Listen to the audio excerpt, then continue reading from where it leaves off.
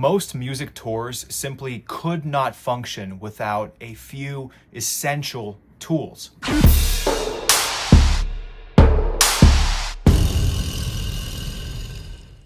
This was actually a question I was asked on both my TikTok and my Instagram, where I post a bunch of behind the scenes of tour life, job opportunities, that sort of thing. And it's a really good question. Now, the tools I'm going to share in this video are regardless of what style, genre, whether you're a DJ, whether you're in a band, you're a solo artist. These tools can be applied to every type of touring organization or entity in order to make the tour more efficient and successful. Now, if you have questions or if you disagree with anything I say in this video, please let me know in the comments. And be sure to check out thefinaladvance.com for downloadable templates, guides, and other resources when it comes to touring and being efficient on the road. Now, I do want to say that this video is not intended to be a deep dive into any of these tools in particular, but if that's something you're interested in, let me know and maybe I can make a video about it one day.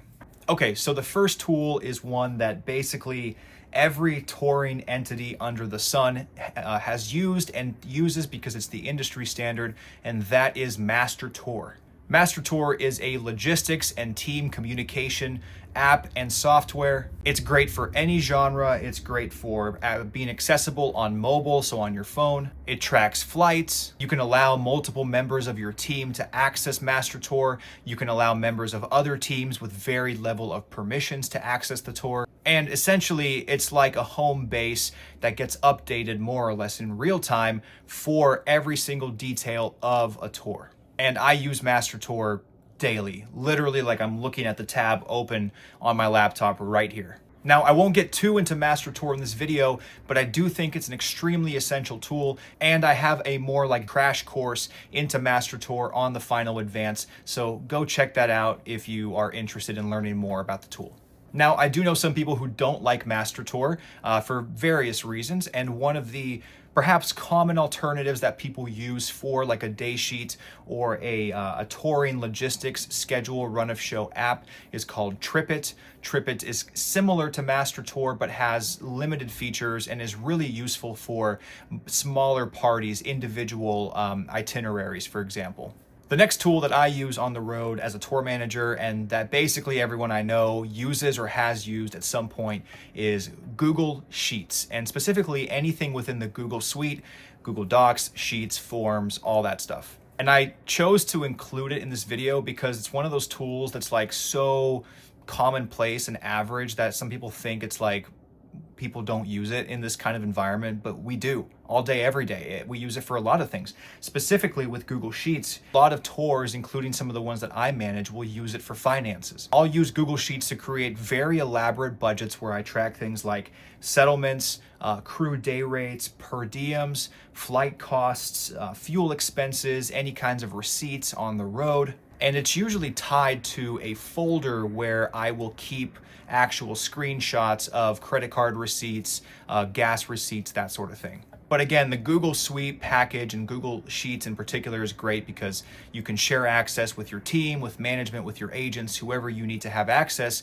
you can manage those permissions. Now, another alternative to Google Sheets for finances is also QuickBooks. QuickBooks is used all the time by touring acts for things like tracking receipts, for managing payouts for crew, things like that. It's a little bit more hands-on, but it is a useful tool, and it makes your business manager and your accounting department's days a lot smoother and easier if you just integrate into that system. And it makes tax season a lot easier, so do your business admin manager a solid if you can, and if you guys have QuickBooks, learn how to use it. The next common tool or software that we use on the road when we tour is one specifically for merch. And I say one for merch because there's really two avenues of tools that people tend to lean towards when it comes to merchandise: sales, transactions, inventory, reports, all that stuff. And those two are usually AtVenue or Square, the Square Reader app. In my experience, I've used both. I don't know if I have a favorite. It kind of just depends on the needs of the tour. Typically, AtVenue will have a greater inventory management system and more venue-friendly integrations when it comes to like reporting, so you can do your splits with the promoter at the end of the night.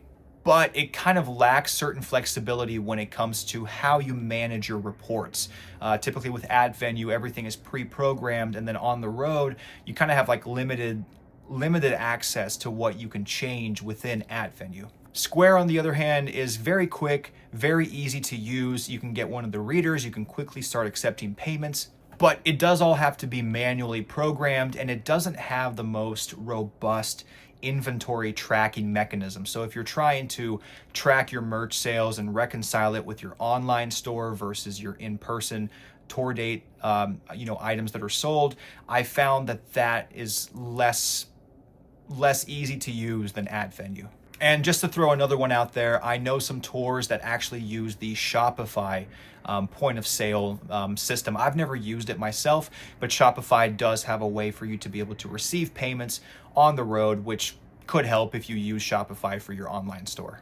Okay, the next app that we use very commonly on tours, especially on tours where we aren't quite yet in the bus territory, where we don't have an official bus company or a bus driver, is the Hammer app, or any kind of trucking, navigation, GPS app. The reason it's important to use an app like this is because if you're in a bandwagon or even a really tall Sprinter van and obviously a bus, you have to be very careful where you drive. You have to watch for low clearances. You have to avoid one-lane roads like off the sides of the road. You have to avoid narrow streets in cities. And if you don't have a proper GPS for that, you're gonna find yourself in a tight spot very quickly and very literally. So an app like Hammer, which is free but also has like paid versions, will give you all of that information ahead of time when you're planning your route. So it'll help you avoid all of the low clearance areas. It'll help you avoid like restricted areas where trucks and large vehicles aren't allowed to be because of maybe like weight restrictions. It'll also tell you information about truck stops and how nice the truck stops are. If the truck stops have showers, if they have deaf, if they have all kinds of amenities. It's really designed for truckers, hence, Hammer Trucker app.